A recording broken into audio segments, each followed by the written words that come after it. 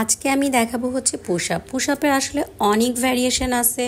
So আপনি push up করার আগে যেগুলো করতে পারেন, হাই প্ল্যাঙ্ক হোল্ড বা হচ্ছে আপনার শোল্ডার ট্যাপ, ভিডিওতে যেভাবে দেখছেন আপনি চাইলে এভাবে কিছু করে নিতে পারেন। বিকজ আপনার পুশ আপের আগে যদি আপনি এই ধরনের অ্যাক্টিভিটিস করেন তাহলে হচ্ছে যেটা হবে কি আপনার হাতের পেশিগুলো অনেক স্ট্রং হবে, ফোরআর্ম আপনার পুশ আপ করতে সুবিধা হবে আর কি।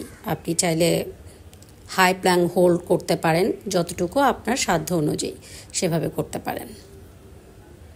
পুশ আপের আসলে অনেক ভ্যারিয়েশন আছে, বাট আমি আজকে যেটা দেখাবো সেটা মূলত আমি বেশি ট্রাইসেপকে টার্গেট করব, আর হচ্ছে চেস্ট তো আসলে হবেই ওটার সাথে, বাট মূলত ট্রাইসেপ।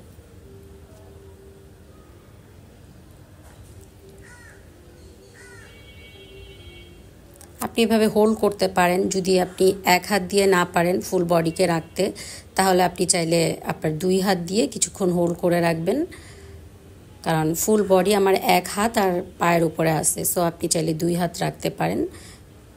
এখন যেটা হচ্ছে আপনি করছি সেটাও হচ্ছে আপনার যা শোল্ডার ট্যাপ বলতে পারেন, এটাও আমার হচ্ছে ট্রাইসেপের জন্য কাজ হচ্ছে। পুশ আপের আগে এগুলো করতে পারেন।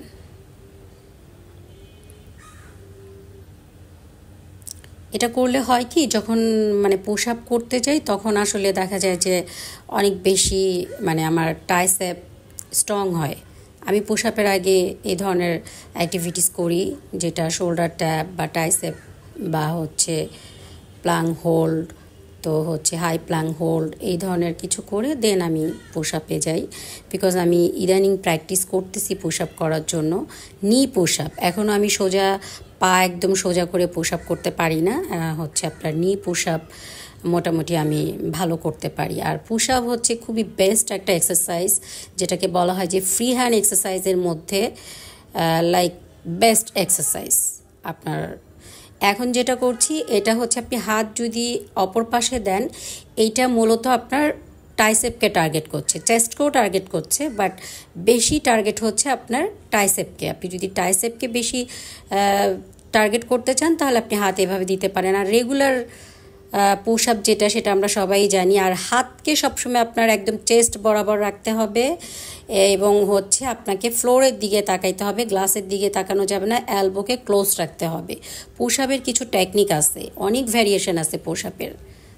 আর এটা হচ্ছে ডায়মন্ড পুশ আপ, ঠিক আছে। ডায়মন্ড পুশ আপটাও আপনার হচ্ছে এটার বেশি মেইন কাজ হচ্ছে আপনার ট্রাইসেপকে টার্গেট করা, চেস্টকে টার্গেট করে, বাট মেবি ধরেন 20% আপনার চেস্টকে টার্গেট করবে, বাকিটা হচ্ছে আপনার ট্রাইসেপকে টার্গেট করবে। আপনি আপনি আপনার সাধ্য অনুযায়ী করবেন, 8টা 6টা র্যাপ যেরকম পারেন। তবে আপনাকে মনে রাখতে হবে আপনি রাইট ওয়েতে করবেন, আপনার ফর্ম যেন ঠিক থাকে। ভিডিও ভালো লাগলে শেয়ার করবেন, কমেন্ট করবেন, ভালো না লাগলে স্কিপ করবেন।